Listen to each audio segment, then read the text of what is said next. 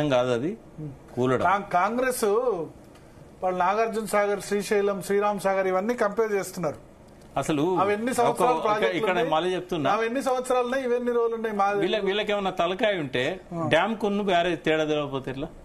Dam ఏమో రాయి మీద కడతారు, కుంగది అది. డ్యామ్ అనేది బాంబు పెడితేనే విధ్వంసం అవుతుంది, అది కుంగది.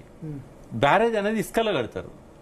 రేవంత్ రెడ్డి గారికి ఎన్నిసార్లు చెప్పినామంటే ఇసుకలో కడతారా బ్యారేజ్? అన్ని బ్యారేజ్లు ఇసుకలనే కట్టారు. ఏ బ్యారేజ్ అది ఇసుకలో కడితేనే బ్యారేజ్ అంటారు భరత్ గారు. కింద కొంచెం ఏదన్నా బ్యారేజ్ కుంగిన సందర్భం ఉందా? కుంగదు, రకరకాల సమస్యలు వస్తుంటాయి.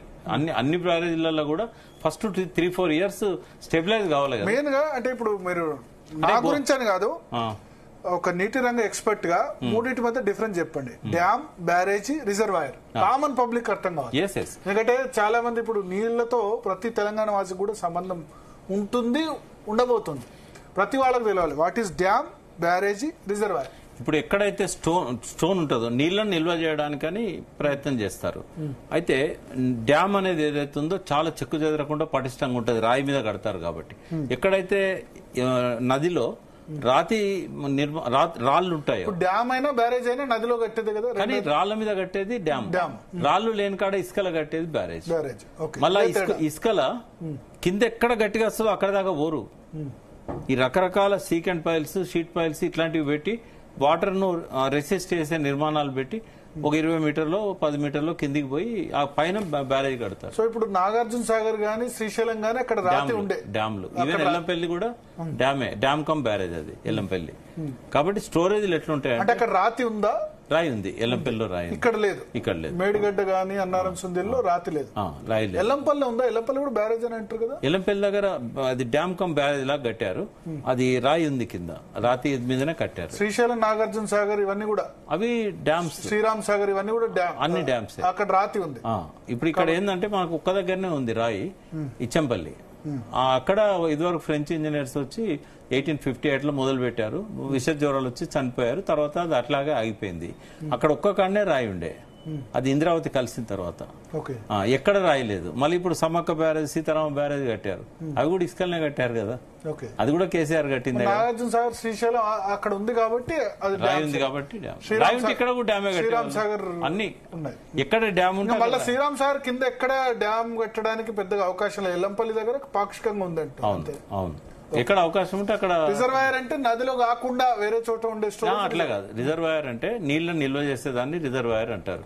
అవి 3 రకాలు ఉంటాయి. ఒకటి నదీ గర్భంలో బ్యాంక్స్ వరకు నిల్వ చేసేది ఒకటి ఉంటుంది. అయితే బ్యారేజ్లలో ఎప్పుడు కూడా ఇంత స్టోర్ చేయాలి, ఇంత స్టోర్ చేయకూడదని ఎక్కడ లేదు. ఇక్కడ అది కూడా ఒకటి తప్పబడుతున్నారు. మీరు 16 TMCల నీటి నిల్వ పెట్టారు.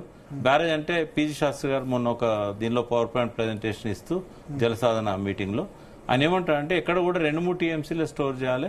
మరి ఇవాళ స్వాతంత్రం రాకముందు నుంచి కట్టిన వాటిలలో 30 TMCలు స్టోర్ చేసింది కూడా ఉంది సింధు నది మీద. మరి దాన్ని ఏమంటాం మనం? ఇదే అత్యంత పెద్దది కాదు, దీనికంటే పెద్ద 4-5 ఉన్నాయి భారతదేశంలో. అయితే 16 TMCలు ఉన్నా 16 TMCలు ఎన్నడూ స్టోర్ చేయలే. ఆ రోజు కూడా 11 TMCలో ఉంది వాటర్ అక్కడ. అయితే మనం మనకి ఇక్కడ నిల్వ చేయకుండా మనం నీళ్ళని ఎత్తిపోసుకోలేము భరత్.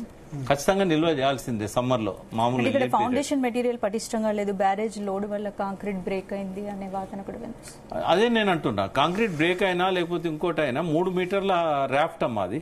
ఒకటి గోదావరికి లక్షణం ఏంటంటే ప్రపంచంలోనే అత్యంత వేగంగా ఫ్లడ్స్ అంటారు వచ్చే నది గోదావరి, మిగతా నదులు కాదు.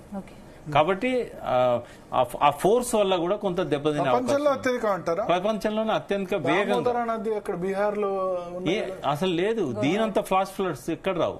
చాలా హైట్ మీదకి భూపాల్ దగ్గర నుంచి వస్తుంది. పెన్గంగా, వేన్గంగా, ప్రాణహిత ఇవన్నీ వార్దా నది. ఇప్పుడు వార్దా ఉన్న వేన్గంగా 2 మధ్యప్రదేశ్ లో పుడతాయి. దట్టమైన అడవులు, చాలా కొండల మీదకి వెళ్ళి వస్తూ ఉంటాయి. చాలా ఫ్లడ్స్ వస్తాయి. మధ్యలో ఎక్కడ డ్యాములు లేవు కాబట్టి ఫ్లడ్స్ వస్తాయి. ఆ ఉధృతికి తట్టుకున్నది మేడిగడ్డ, నిలువ ఉన్నప్పుడు పడిపోయింది. కాబట్టి ఎన్నో కారణాలు ఉన్నాయి. అది ఒకటి విధ్వంసం అనేది ఒక్క కారణం నేను చెప్పేది, ఇంకా 3-4 కారణాలు ఉన్నాయి, ఏదైనా కావచ్చు. తర్వాత రిజర్వాయర్లు అన్నప్పుడు రౌండ్ రిజర్వాయర్స్ ఉన్నాయి, మల్లన్న సాగర్, కొండపోచమ్మ, వాటిలలో ముంపు తక్కువ ఉంటుంది మనకు. కాబట్టి కేసీఆర్ గారు ముంపు ఎక్కువ లేకుండా 2 బ్యారేజీలు రౌండ్ కట్టారు, గంగాలం లాగా, కప్పులాగా. తర్వాత ఇంకొక ఏముంటుందంటే ఎక్కడైనా 2 గుట్టల కాడ మధ్యలో కట్టబోసి చెరువు అంటాం కదా, అట్లా రిజర్వాయర్స్ కూడా చేస్తారు. అది ఎక్కడ ఉంది? అన్ని అవే మన బయట ఉన్న ఇప్పుడు ఎల్లంపల్లి కానీ ఇట్లాంటి అన్ని కూడా మనకేందంటే అటు ఇటు ఇంకో విషయం, బ్యారేజ్ బ్లాక్స్ లో సమస్య వల్ల మొత్తం బ్యారేజ్ ఉపయోగించడానికి అవకాశం లేదా? అట్లా ఉంటుంది, ఎందుకంటే ఇది అసలు రిజర్వాయర్ నింపితే ఆ బ్యారేజ్ మరింత కుంగుతుంది అంటారు. లేదా అది వీళ్ళకి అనుమానాలు, అది నివృత్తి చేయడానికి పరీక్షలు చేయాలని అంటున్నారు. ఒకవేళ పరీక్షల్లో కనుక అటువంటి లోపాలున్నాయి అన్నప్పుడు రేపు అన్నారం సుందిళ్ళకు కూడా వచ్చే అవకాశం ఉంటది కదా అనేది ఎన్డీఎస్ఏ ఒక ప్రతిపాదన. కాబట్టి మేము కూడా ఏమంటున్నాం, ప్రతి ఒక్కరం కూడా దాని కారణాలు ఏందో అన్వేషించండి. ఇప్పుడు నేను ఈ మాట ఎందుకన్నాను బాంబు అంటే, ఇట్లన్నా కనీసం తొందరగా అన్వేషిస్తారేమో, అదే తేలుతుందా వేరే తేలుతుందా తెలియనియాలి కదా మనం జనాలకు. నిజంగా బాంబు కాదు కానీ అంటే ఉండొచ్చు అనేది నాకు ఇప్పటికి స్టిల్. ఎందుకంటే ఇట్లా ఉన్న రాఫ్ట్ మధ్యలో ఎందుకు పాడవుతుంది, అయితే ఇటన్నా కూలుతుంది ఇటన్నా కుంగుతుంది. కుంగడం అంటే ఏంది భరత్? ఇప్పుడు ఆ రాఫ్ట్ లో 11 పిల్లర్స్ ఉన్నాయి, 11 ఉన్నప్పుడు మధ్యలో ఎట్లా కూలుతుంది? అయితే చివరిది కూలాలి, అటు చివరిదో ఇటు చివరిదో. కింద ఇసుక కొట్టకపోతే మధ్యలో కొట్టకపోతే కుంగదు కదా, బలం ఉంటది కదా. 3 మీటర్ల విడుతుతో కట్టిన రాఫ్ట్ అది పునాది, ఎట్లా పోతుంది అది?